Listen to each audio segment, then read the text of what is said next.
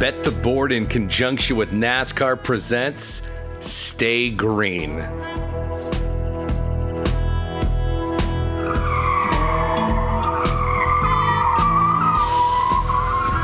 Stay Green is your first stop for all the metrics, matchups, and money-making opportunities at the track each race week.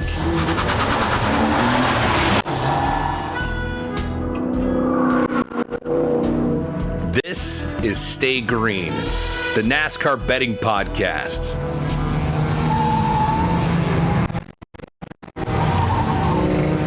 Here are your hosts, Todd Furman and racing analyst Chris Wormy.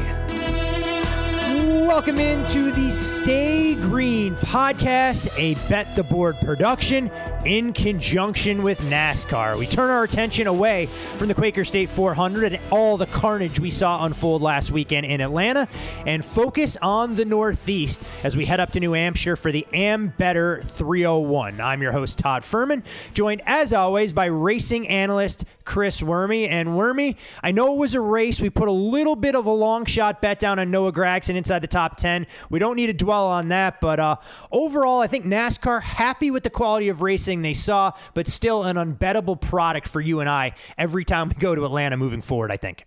Yeah, it's so hard because I love the sport and I love betting it so much that even if I turn it on, I can't help myself. And in even opening Twitter, so I'm sitting at my mom's house, I'm like not paying attention. I open Twitter and I all of a sudden see a bunch of tweets like, I hope LaJoie pulls us off. Well, so obviously I run to the TV and I turn it on with just enough time to see Chastain wreck Hamlin, and I'm like, is my life a simulation? What are the chances? LaJoie's about to win, was running up front, and then to see Chastain get wrecked to see Hamlin get wrecked by Chastain, I was like, this is awesome. I love my life. And then I watched the rest of the race, which still not bettable in my opinion. Yeah, a very interesting race. When you look at it, Chase Elliott wins stage 1, Chase Elliott wins stage 2, and Chase Elliott grabs the checkered flag, a race that he obviously said meant the world to him, winning on his home track, but far from the truly dominant performance. And just a real quick race recap for those folks who didn't have a chance to watch in its entirety. We saw 27 lead changes among 12 drivers and 13 cautions. Obviously, an eventful day on the newly reconfigured and repaved Atlanta Motor Speedway. When you look at Atlanta, more than 55 different cars were collected in incidents in the 2 races this year. It's 11 times more than the 5 cars collected in incidents in both Atlanta Cup races back in 2021. The total this year, nearly 4 times the number of cars involved in the incidents in the 7 races at Atlanta before this season. Simply incredible. 72 lead changes overall in Atlanta's 2 races. In 2021, 21 lead changes. Track had a total of 68 lead changes in the 4 races before the season. So NASCAR knew what they were getting. We talked about it and bemoaned the fact that it's not really bettable, but I can't argue with the entertainment product that's out there. I may be a little bit salty with the long shot bet I put out there on the 19. Thought I was sitting pretty with about 6 or 8 laps to go, and as we've seen so many times, shuffled back. And even more further illustration of why we encourage people not to run and bet some of the ancillary markets, the top 10s, because you could be running first or second and you get shuffled back to about 15th place. Just ask the folks that had a healthy price on Corey LaJoie as we came to that white flag. But Chase Elliott, the headliner, he wins the race. And when you look at Chase's results over his last 3, a win in Atlanta, finishes second at Road America, wins the race at Nashville. And I have to ask, do you see the 9 car starting to show consistency and gain a swagger that makes him a worthy favorite to win the season-long championship, as we see his price widely available now at 4-1? Absolutely not. Care to elaborate on NASCAR's most popular driver, my friend? I know. I'm just making a bunch of friends here tonight. Here's why. Okay, I'll give Chase the benefit of the doubt at Nashville that he did have a good car once the sun went down after the rain delay. However, it was a little bit of a strategy play that got him into that position. He actually pitted and took tires. He was the first car to pit and take tires, and then he ended up getting had a great restart, and then was able to run cars down and had a little bit of a longer run, and that solidified his track position, and it eventually won him the race. It wasn't like he drove through the field. It was still strategy. Then you're looking at Road America. I mean, Chase is great on road courses, but You didn't see a ton of passing, and as soon as Chase was passed by Reddick got out to like a 5-second lead. So I don't think that, and then obviously the win in Atlanta. Yeah, it was good racing. I'd be very curious to see what people's response would have been to the end of the Atlanta race had, let's just say, Chastain been leading, and let's just say he goes to block Chase Elliott like Elliott blocked LaJoie. I think that the fans would be singing quite a different tune when it comes to Ross Chastain. So I do think that obviously you need to win races, but I just haven't seen the dominance or the speed in the car on ovals that I think is going to be imperative to win the chase. When you look at Chase Elliott, 4 straight top 10s now. He's got a 47-point lead for the regular season championship that we know can be extremely valuable as we head to the 10-race postseason schedule. And that lead comes over Ryan Blaney and the driver you just mentioned in Ross Chastain. Obviously, Ross Chastain grabbing headlines with seemingly every week for a dust-up with easy for me to say, a dust-up with Denny Hamlin that you referenced at the top of the show. And I have to ask you, when you look at Ross Chastain, we've seen speed every single week. He's got 13 top 10s, which has him tied with Chase Elliott for the best in the Cup Series. He's got 10 top 5s, which is blowing away everybody else. Are the tactics we're seeing from the one on a week-in, week-out basis good as far as displaying his aggression and his capabilities of winning a championship? Or do you think it can ultimately be his undoing, knowing that there are a number of drivers, not just the 11, we heard the 3, we've heard the 19 in recent weeks, that could potentially be looking for retribution at some point when it matters most? Yeah, I think it really hurts his chances. I know you're sitting on a big championship ticket there, so sorry. We'll worry about that when we get to Phoenix. Okay, That's a sunk cost. That's a sunk cost at this point. You can't hedge. You can't do anything with it. You bury it in the deep recesses of your gambling mind, and you open it up on Christmas Day, which in this case would be November 6th. You go, all right, I got a puncher's chance here. I can find a way to earn off of this thing. Yeah, so I do think it hurts his chances. It's almost like he's like Will Ferrell in Old School when he blacks out for a second. It's like he does that when he's racing. Like he knows he can't be that aggressive. He just can't help himself. And I find it shocking because someone like that he has a championship speed in his car right now. And you're still going to need someone to help you a little bit when it, kind of comes down the stretch. And he's just not cutting anybody any breaks. And I think in the end it's going to hurt. I hope it doesn't come down to the Logano-Kenseth thing that we've seen in the past. I don't like that. And I know that Denny's hinted that way, and I wouldn't put that past Denny at all. So I hope it doesn't come to that, but I do think he has something coming, and I don't know what it's going to be. I doubt that he goes scot-free the rest of, I doubt he goes scot-free through the playoffs. I think that there will be a time when he's wrecked. Hopefully it's in the first round or the second round, and maybe force him to win. And hopefully then everything's all square. But I do think it does hurt his chances. Yeah, I mean, it's a part of the sport, racing hard and going out there fighting for a victory. And you heard it in Chase Elliott's comments. He said he had to be aggressive in his block of Corey LaJoie. And he goes, I'm going to take what's behind door number 1, essentially. And I'm paraphrasing here, every time if it means I can go out there and win a race. I think Chastain on some level has to understand there's a time to be aggressive and there's a time to know, okay, I have to scale back that aggression. I have a faster car. I'm going to get an opportunity to pass. I don't need to get up on the rear quarter panel of the 11, when we're racing inside the top 10, especially on a track like Atlanta where there's so much banging going on. And I almost wonder on some level, I've never been in a car, I'll never race at this level. I couldn't tell you the last time I raced a go-kart.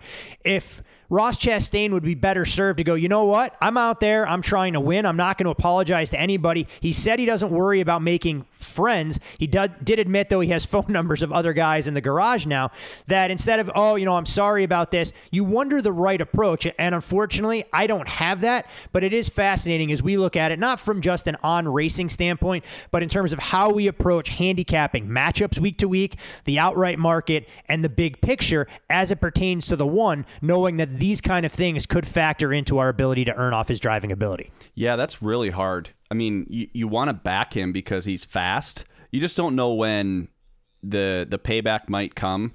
I don't the drivers that he's had an issue with are they can't risk, wrecking him and potentially taking themselves out, because they're still trying to win this championship as well. And I think right now, I don't think you'll see that unless one of them has an issue early.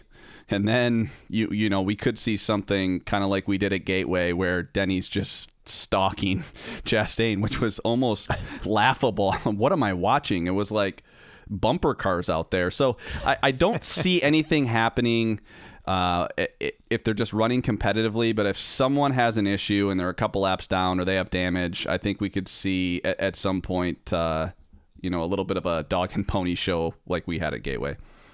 Yeah, we did see Denny Hamlin's social team get in on the fun in the wake of what unfolded in Atlanta, and maybe one of the creative social media folks out there can set Denny and Ross to a little bit of Jaws music for Shark Week, given what we saw there. But you'd love to see the racing on track decide who ultimately wins a championship, the highest honor, of course, in the NASCAR series.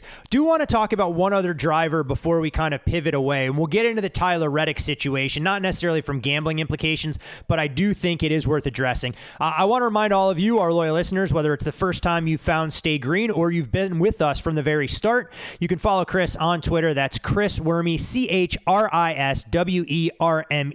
15 on Twitter. I'm Todd Furman. You can follow me there. Most importantly, follow the podcast at Bet the Board Pod. Plenty of great Stay Green updates and hopefully some fun things that we be able to share with you in coming weeks. Maybe even a live show for the Stay Green crew coming up in early August.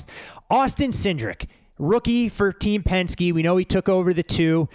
One Daytona, started out at an absolute high, and when you look at the way he's been racing of late, 4 straight top 10 finishes, he's been 11th or better in 6 of 7 races, and when you look at Blaney and Logano, they're obviously the headliners as the grizzled veterans, so to speak. Austin Cindric appears to be gaining confidence. Do we think he's showing signs of sustainability there, or do you think it's been the recent run of tracks that have given the 2 the ability to rack up top 10s? Well, I definitely think it's the recent run of tracks. You're looking at 2 road courses. You're looking at a lower tire wear track in Nashville, and then Atlanta and the plate racing. So I think now I don't want to discount his performance. I mean, he went out there and won the Daytona 500. That's awesome. I just haven't seen him be competitive on high wear tracks. That's where he's always struggled.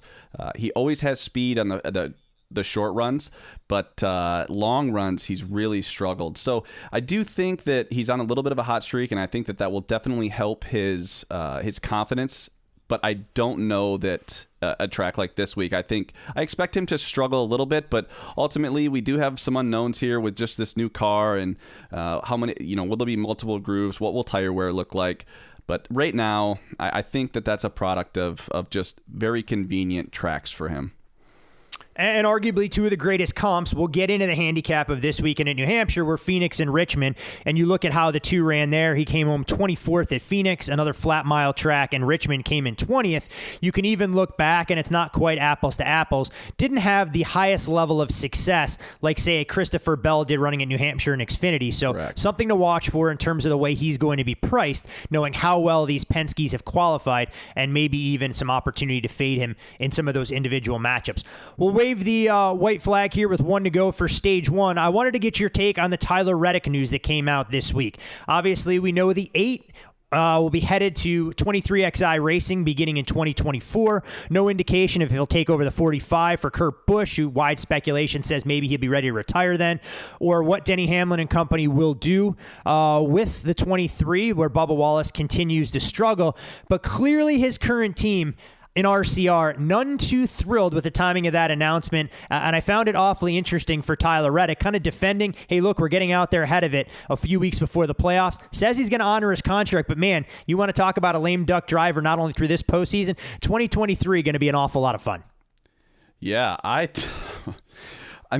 think that Ross Chastain should send Denny Hamlin and Tyler Reddick a big thank you card, because I thought that we were going to be talking about this Chastain Hamlin, or just Chastain in general, kind of wrecking the field last week. But man, this really overshadowed everything. And I was shocked about a few things. I mean, this has only happened once before, and I was on with Phil with Full Tank with Phil. He has a podcast on Spotify and Apple, and he's a silly season guy, and he was bringing up this happened to Casey Kane, and of course Casey Kane they didn't honor his contract, and so he had to go race for Red Bull for a year, and it really hurt his career, hurt his momentum, and I just don't know, how does RCR keep him next year? I just don't know, I look at all this stuff and I look at the drivers that are available, and this is all speculation. We don't have any inside insight. But say hypothetically the 18 doesn't renew his contract with Joe Gibbs Racing, and they decide that Ty Gibbs is ready to race for his grandfather's racing team, making the 18 a free agent. If you're RCR, how do you not at least pick up the phone? Not saying the 18 would race for them, but to go, you know what, Tyler, that's great. Thank you. We appreciate you being willing to honor your commitment, but we have the chance to grab another driver to fill that seat and make a long-term commitment there. I just feel like there are so many unknowns here. And if you're RCR, you go, I'm not going to make a knee-jerk decision. I'm not going to do anything rash, but I want to see what drivers are available. And if I have an opportunity to sign a driver to a longer-term deal, and it very well may not be Kyle Busch, it could be somebody else. I'm talking pie in the sky here. How do you not take that opportunity than letting another race team snatch up a good driver? Yeah, I think it was a little disrespectful, but it also buys time for RCR. I mean, I don't know that. I think that they've had more speed than 23XI, and I know that, this is still 2 years away. It seemed like a little bit of a lateral move, in my opinion, for Reddick. Now, I don't think 23XI and Denny Hamlin and Michael Jordan are going to settle for a mediocre team. Like, that's not what they set out to do. They're two of the most competitive humans to ever walk this planet. So just right now, I think it kind of buys RCR time. They can, if something happens, or, I think I'd be shocked if Kyle Busch does not sign with Gibbs. But hey, I also didn't think that we would see Tyler Reddick sign with 23XI. So, man, there can be a lot that can happen. I mean, RCR, they have, there's been a lot of talk about Noah Gragson. There's been, and I'm a big Josh Berry guy. I think if I could move somebody into that 8 car right now, it would be Josh Berry. I think what he's shown, the composure he's shown at the Xfinity level, I think he would have immediate respect from all of the Cup drivers. And one thing about Josh Berry is he gets better throughout the race, and that's kind of a sign of a champion or someone that can go out there and win races. So, man, this was kind of the first piece of the puzzle that kind of just was laid on the table, like way before anyone else had any of the puzzle pieces even out.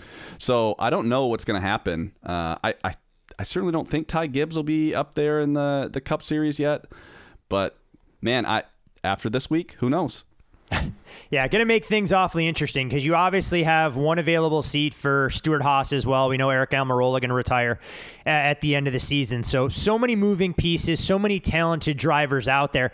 And I wish I remembered who made the comment, but it came in the wake of Corey LaJoie finishing the race at Atlanta. Somebody saying, hey, look, there's a lot of drivers out there that are talented, but this may be a guy that you put him in the right equipment will have a chance to go out there and make things happen. Much like Alex Bowman when they finally gave him a ride, with Hendrick Motorsports, we've seen him scratch the surface of what he can do, albeit probably fourth if we're talking about the pecking order for that prestigious race team. But always interesting stuff, not necessarily bettable information by any stretch of the imagination, but you do wonder what the playoff dynamic could look like or how some of the future odds will shift as we hit the fast forward button going into 2023.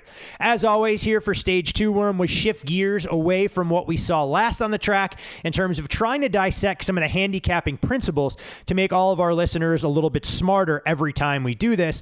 And I think, we talk all the time that every track isn't created equally. So you have to be very careful when you're talking about momentum. And I think you did an excellent job highlighting that, not only with Chase Elliott, but Austin Cindric. So when I look at current form for drivers, do I kind of throw it out the window and just find more comparable tracks? Or how do I truly create some of that balancing act when I look to put together at least a baseline for handicapping the next race on the schedule? Well, I think this is kind of the hardest time in the schedule to answer that question because of the races that we've had. With Atlanta, Road America, Sonoma, and Nashville. Those are very, very different tracks that I think it was really hard to kind of predict what was going to happen. I'm not surprised that Austin Cindric ran well at those types of tracks at all. But then, looking forward, New Hampshire is very different, very flat, long corners, a lot of braking and off throttle time, which I'm a big fan of.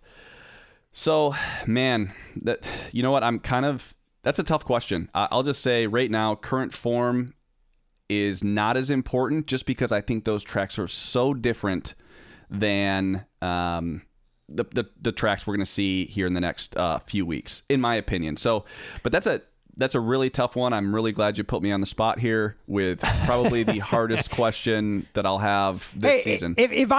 If I gave you all the answers to the kind of content that we were going to cover here, we wouldn't be able to get that level of authenticity that we seek to create. It's not for that gotcha moment, but it's to get you thinking and get those wheels spinning, just so our listeners have an idea of exactly how much different handicapping NASCAR on a week in, week out basis can be compared to some of the other sports, because obviously there is a recency bias that'll factor into some of the numbers. But at the same time, odds makers are put in a bit of a box themselves, trying to figure out how much weighting they need to put on what they've seen last as far as driver performance, what they've seen earlier in the season for track comps. And you talked about in our very first episode, it's all about price illustration. So when we look at New Hampshire, which is a flat mile track, we'll go to the tricky triangle with Pocono, which can be high horsepower where you need speed on the straightaways. We go to Indianapolis Motor Speedway to race on the road course for the Verizon 200 at the end of the month.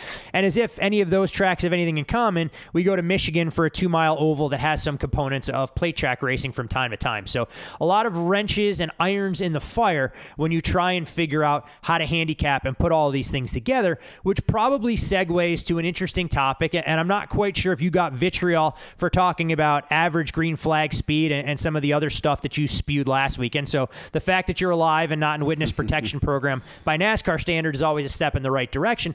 But I wanted to ask you about pit times. We see it widely discussed, and we know certain pit crews have come under scrutiny. No greater illustration than Bubba Wallace reaming his team, or Christopher Bell losing a wheel, albeit his team not getting suspended because they lost the wheel on pit road, so it didn't create any hazard as far as racing.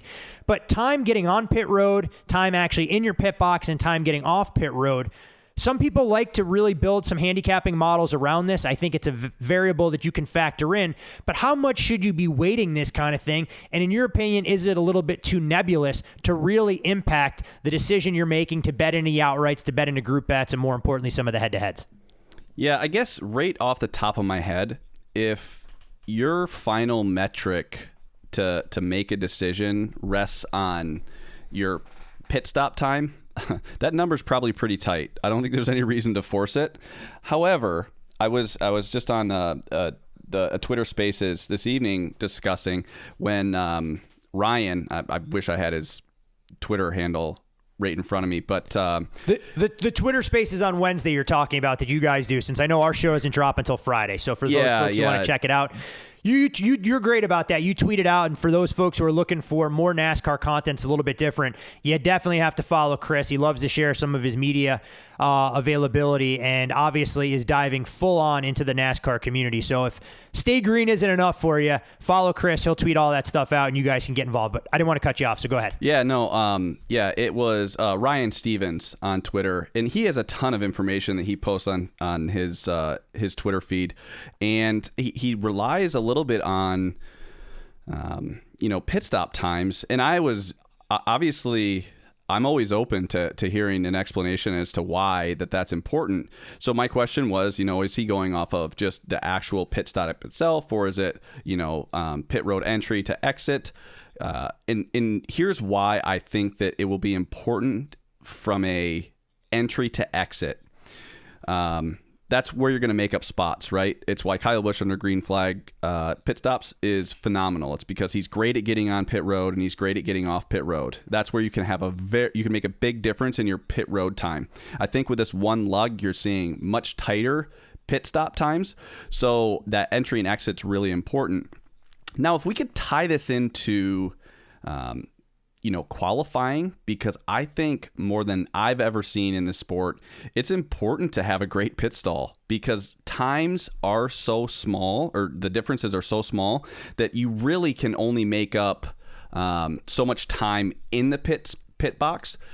But if you end up blocked in, you can't get in or out, and you lose 2 or 3 spots, and it's tough to pass out there, and you're mid-pack, that's tough. That's a long day. So I'm not quite sure. It's a little bit of a stretch for me at this point, at least at this point in the season, and from what I've seen. I'm not ruling it out, but maybe down the line. I'll take a look at it a little bit more.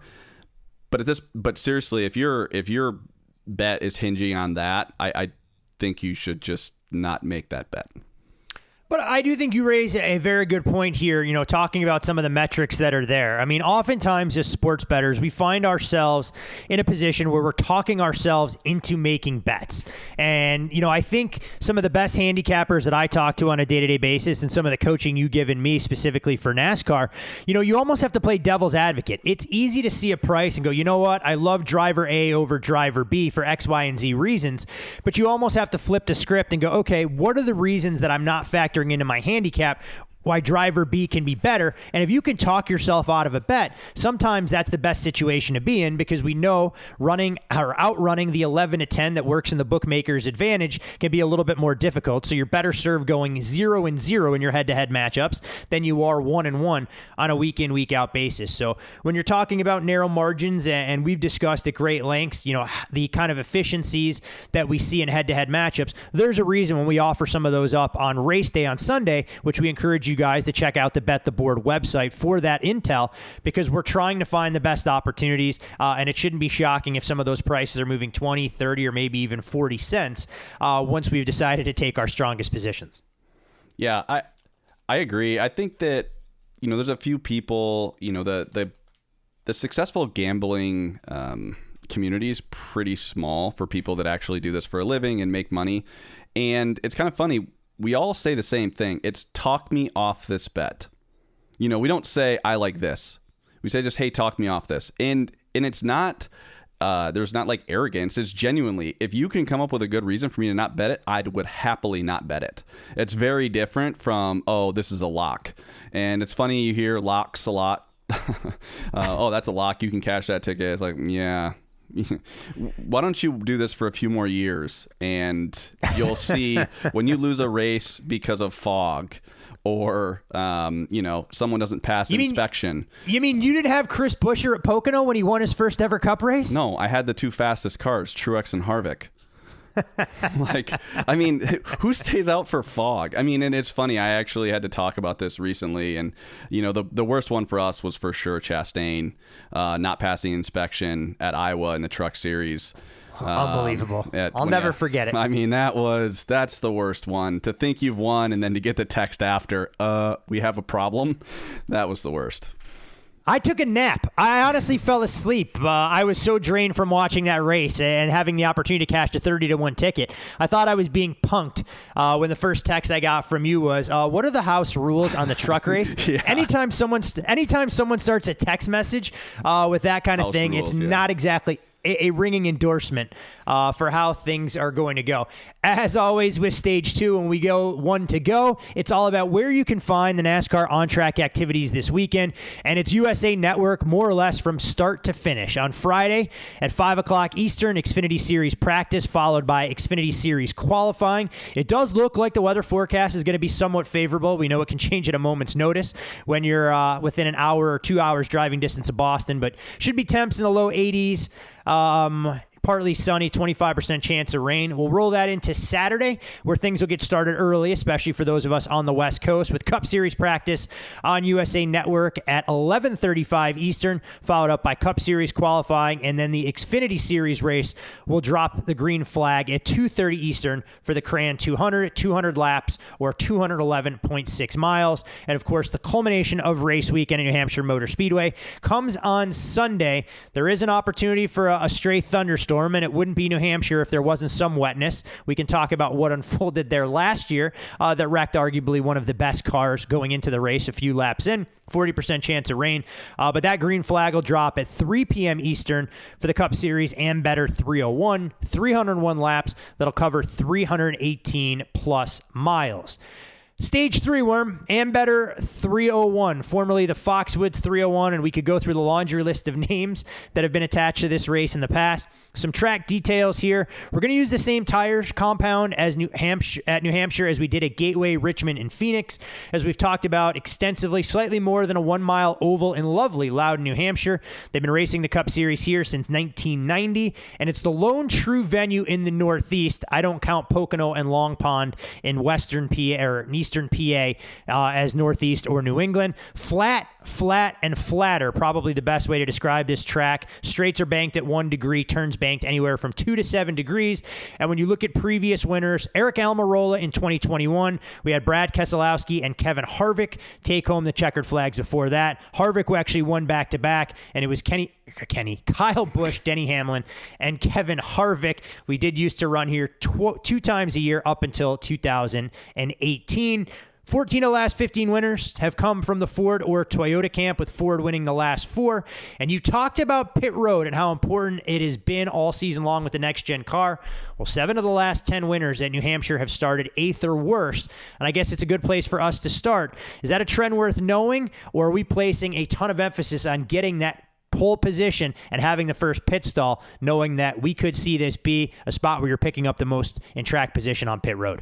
Yeah, I probably won't factor that in at all. I'm going to try to bet the car that I think is fastest in practice, whether they're starting first or, starting 21st. But by the way, that was a hell of a read, bud. I mean, that was you got the weather in there. I'm trying to beef things up. I'm not going to be half naked when this show ultimately becomes digital. I'm not going to have a green screen where I can point to New Hampshire. I can walk you through what highways to access the track, what time the concession stand open. We're trying to do our fair share to encourage people to tune in, not just for the race and to watch the last 10 laps, but understand the NASCAR betting experience is all encompassing, and you have to be as engaged in practice as you do the race itself. Hey, I thought you did a great job, but I was taking a sip of water when you said that. You started talking about the weather. I'm like, what is he talking about? But it is nice. It is important to factor in the weather if there's rain in the forecast, because you're going to see people last year. You're going to see people take chances, and I hope that last year was kind of a one-off. That would be terrible if just guys were sliding off the track and then NASCAR throws the caution.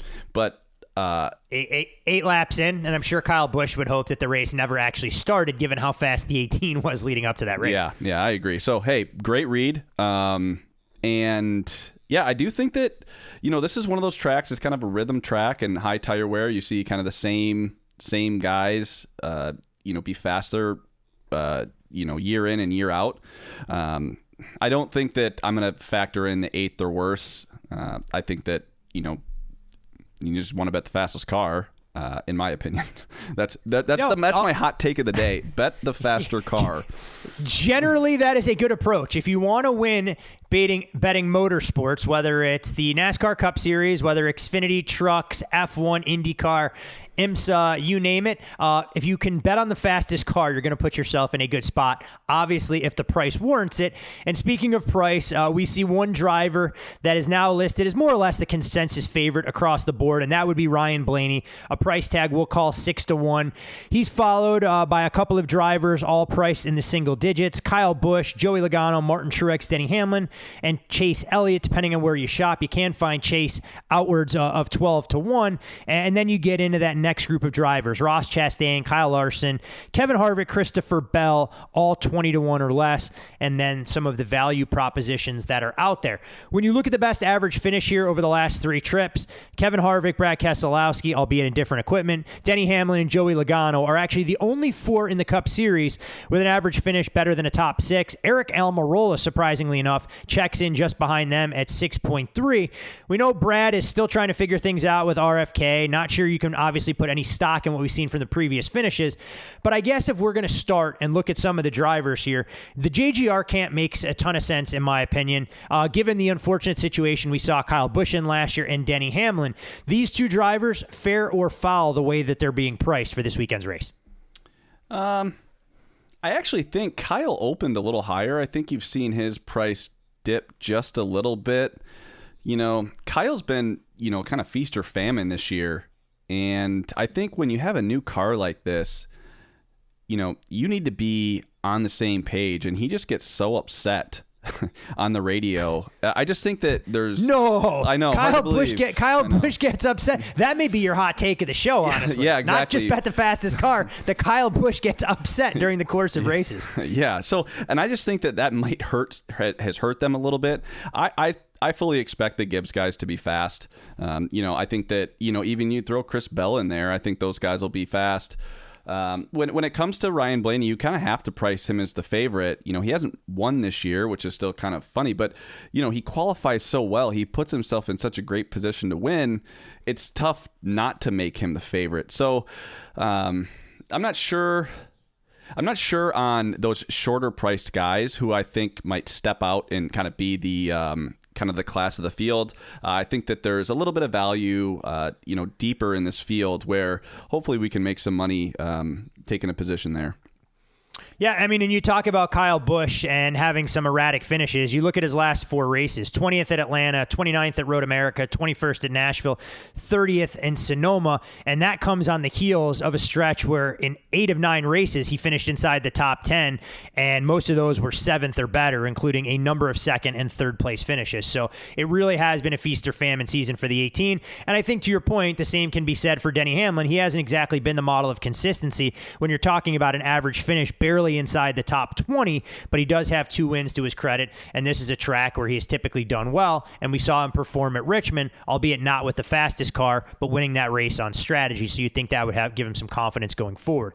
When we look at Stewart-Haas Racing, there's no doubt that this is a team has to be a little bit disappointed in some of the results they've been able to accumulate this season. We know Kevin Harvick's winless streak continues to get ramped up, and the Ford desperate as anybody to try and get that victory and punch his ticket to the playoffs. When you look at Harvick, top 10 in 18 straight races at Phoenix, 10 of the last 12 at Richmond as well, and 4th best average finish this year, despite not showing race-winning speed more often on a week-in, week-out basis. Eric Almirola, as we talked about earlier, won here last season, led 25 laps, and he's actually been 11th or better in 4 straight trips to New Hampshire, and the nice part about that, he's led laps in all of those races. So if I'm looking at Stewart-Haas Racing, seeing these drivers, and both these prices have been on the move, are either one of these guys at all attractive for you, knowing how well they've raced here in the past, albeit we're coming this season with a very different car?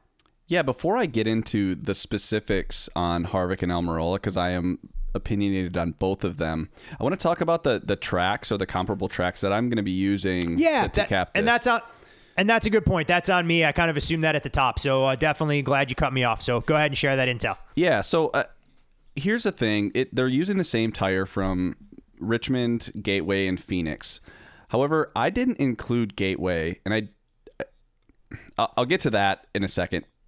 Last year, Eric Almirola had a great car. I don't necessarily think that he had the best car. He had the best car at the right time. I watched the race earlier this week, and it's hard to tell whether the Gibbs guys would have been dominant or not. I certainly think that Kyle Busch would have been very competitive. You also had Logano that ran a ton of fast laps, even though he was a lap down. He didn't have enough time to kind of get back up there. You saw Brad Keselowski was really good on short runs. Eric Almirola good on the medium length runs, and then at the end, I guess you could say Almirola was saved by the bell.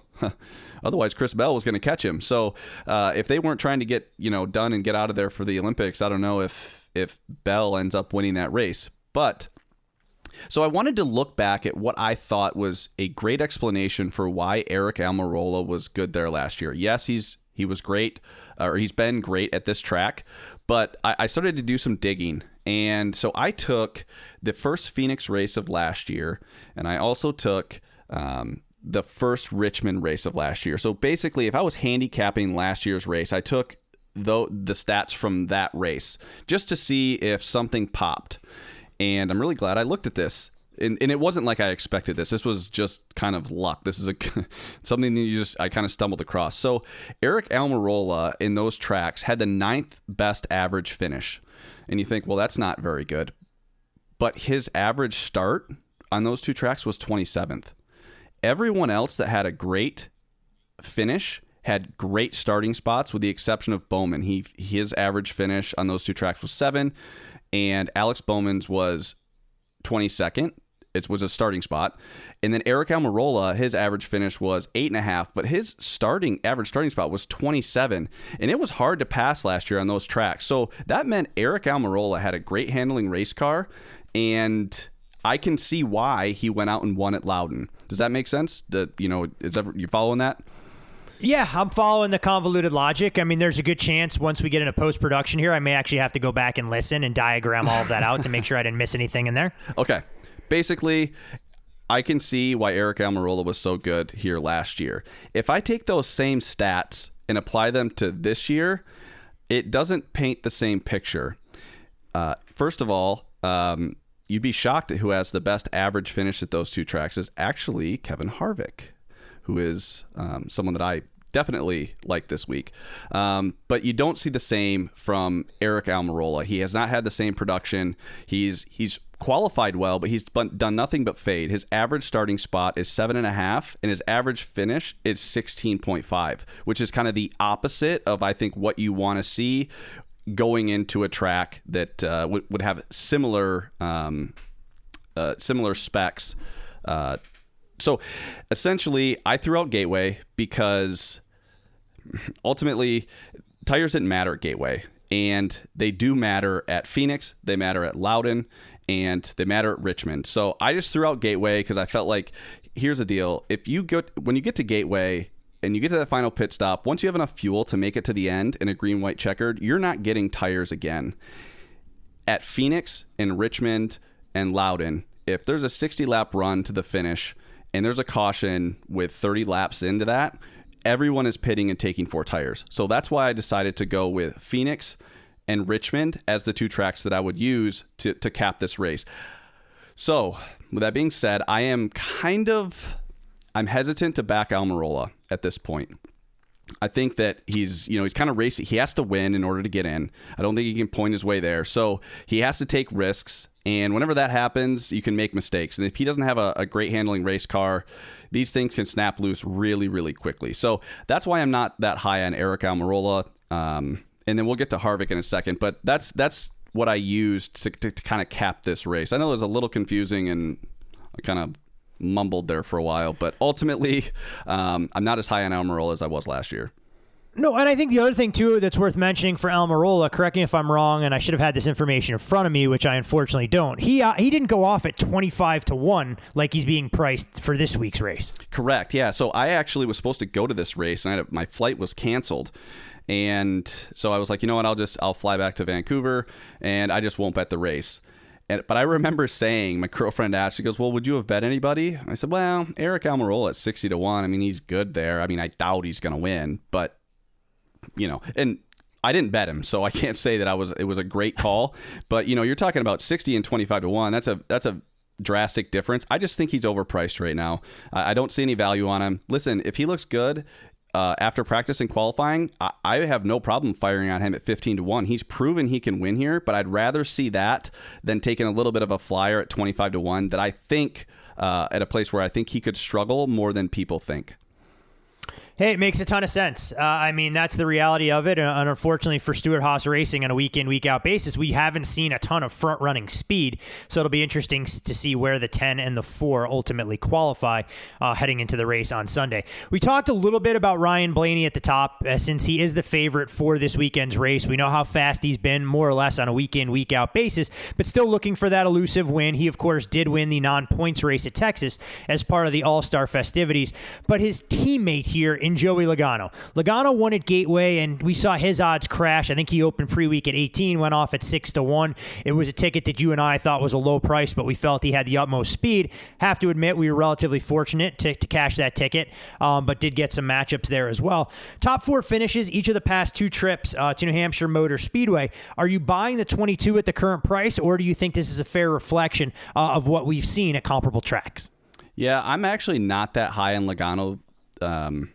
He was great last year at this track, but remember, he was great at Phoenix and Richmond last year as well. His average starting spot was 7 at those 2 tracks last year, and his average finish was 2.5. This year, it's just not the same. His average qualifying is 10.5, and his average finish on those 2 tracks are 12.5. So, although, I mean, hey, Logano could unload well and look great. In my opinion, the the car that he had at Gateway in practice was the fastest car relative to the field that I've seen all year. And we were lucky to win that. To be honest, looking back, we had way too much money on Logano for the car that he actually had. I kind of expected him to just drive straight to the lead and set sail, and he didn't. And so I kind of, want to pause here and say, hey, even if a car looks really, really good in practice, it might not necessarily mean that he's going to run away with this thing. And I do think that Logano was a little bit lucky to be on the right end of strategy with tires to win that race at Gateway. And trust me, I was happy that it happened. I'm just not buying him. Now, Ryan Blaney, on the other hand, I am going to go ahead and buy Ryan Blaney. And when I say buy, it doesn't mean I'm betting him. He's qualified on the pole at the 2 tracks that I'm looking at both times. So his average start is 1, his average finish is 5.5. Where Blaney struggles, if he ever ends up in traffic, he just has such a hard time getting back that track position he's lost. I don't know if it's whether his car handles differently in traffic or his car's just that much faster in clean air. But I do think if he can kind of navigate or at least minimize some issues, whether it's on pit road or, maybe some poor adjustments, I do think Ryan Blaney will run in the top 3 all day and potentially have a chance to win this thing. I'm not gonna make a bet at 6.5. I'd rather see him in practice before I make a move on him. 2 other drivers I want to get your take on. One we touched on at the top of the show in Chase Elliott, and obviously what he's been able to accomplish in recent weeks. I think the casual fan looking at the odds board would be a little bit surprised to see the price available on the 9 car this weekend. And of course, his teammate in Kyle Larson. We know this tandem of drivers, this is far from their best style track, or at least what we've seen. What's your initial instincts tell you, not necessarily on a buy and sell, but how you're approaching the 9 and the 5 going into New Hampshire? Well, Todd, you've been talking about the 5 being overpriced kind of all year. If you just kind of blindly faded Larson across the board in matchups, you'd probably be up a significant amount of money. I think this is kind of the first time that we've seen him properly priced. This is not a great track for him. So I think that 12-1 is very fair. On the flip side of that, I think it's an opportunity. If that 5 car does unload fast and they can get that thing handling, we might be able to make some money betting Larson if he's got speed. So I'm kind of happy that he's properly priced. I don't know where he's going to land on matchups after practice and qualifying, but I do like having, or at least knowing, that you could fall back on a Larson at that 12-1 price. I'm going to need to see a little bit more out of Chase Elliott at 9-1. Like I said, I'm still not sold. I think he just needs to have kind of a perfect scenario to win races. And fortunately, he's had that scenario pop up recently. I just don't think in the long run that you can make money backing, someone who's, kind of in that position week in and week out. It's pretty crazy when I look at the numbers for the season, and we talk about the 5, obviously on a week in, week out basis, as we rightfully should, given the fact that he's the defending champion, and how he's underwhelmed so far this season. Then you dig into the top 5s, top 10s. He still has 10 top 10s, and he's second in the Cup Series with 8 top 5s this season, putting him only behind Ross Chastain. So somewhere along the way, we have to imagine the 5 is going to hit his setup, and there are some tracks coming up that'll be very interesting. Obviously, a guy you're not going to discount in the big picture, but to your point, maybe not the optimal opportunity depending on how he unloads this weekend at New Hampshire. I know we've covered plenty of drivers, and we still have a couple other orders of business to transact here, but wanted to make sure I gave you the chance if there was any other driver that you thought was interesting and worth touching on before this weekend. Well, I think that when it comes to betting an outright kind of before practice and qualifying, you definitely want to predict where the market's going to go. I think if you're looking to nibble something, I think Chris Bell you could see his price drop more than anyone else's. Maybe a Tyler Reddick. Both of those guys did run well here last year, and they both qualify well. I think that Tyler Reddick, whether he's going to have more speed in his car after the win, he's certainly going to have the confidence. I don't know the mental outlook that he has after the last 48 hours. But those would be 2 guys that I do think could be competitive at higher prices. But I'm not going to make a move on either one of them until after practice.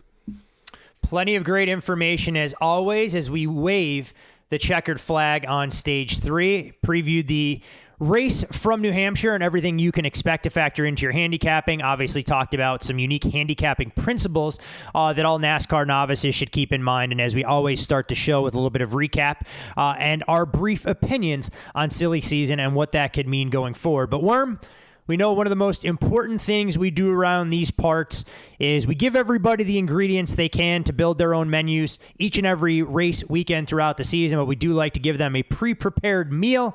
When we're talking about best bet opportunities this weekend at New Hampshire, before we reveal our matchup card on Sunday, do you see an opportunity for our folks to make a few dollars and get their money in good in the markets before these prices start to move?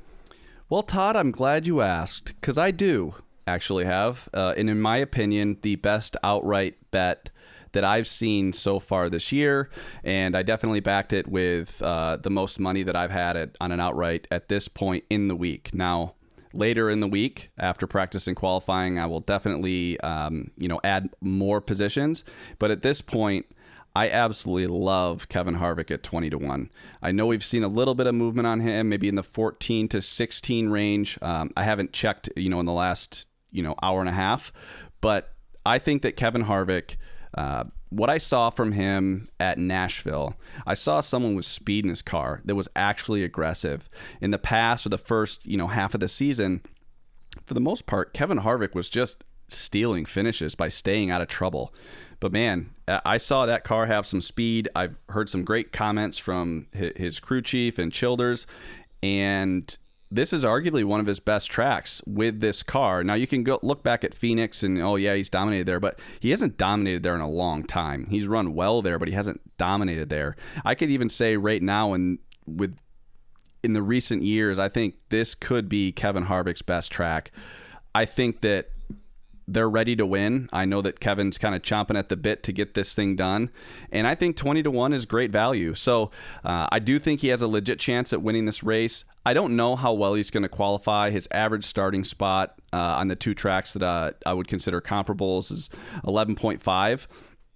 But I would certainly get your money in good here at kind of this price before practice and qualifying, because I could see that only crash. If he does qualify in the top 5, look out, because he doesn't typically qualify well, but when he does, he usually gets to the front pretty quickly. When you talk about Kevin Harvick and track dominance, I don't think the days of seeing him listed at 9-5 pre-week to win at Phoenix are coming back anytime soon with the level of parity that NASCAR has created with the next-gen car. I do have to ask, as you were going through and explaining the logic and reasoning behind that bet, seeing consensus prices upwards of 16 looks to be the market peak, low of 14.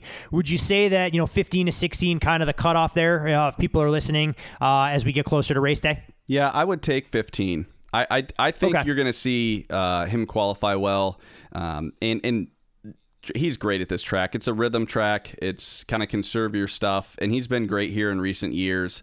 I think that you're gonna have your money in good with Kevin Harvick at 15-1. Another fine episode of Stay Green nearly in the books as you articulate the way to handicap NASCAR and take advantage of the markets there. Do you want to give you parting remarks? Anything else you'd like to add, my friend, before we close up shop and bid our listeners a fond farewell?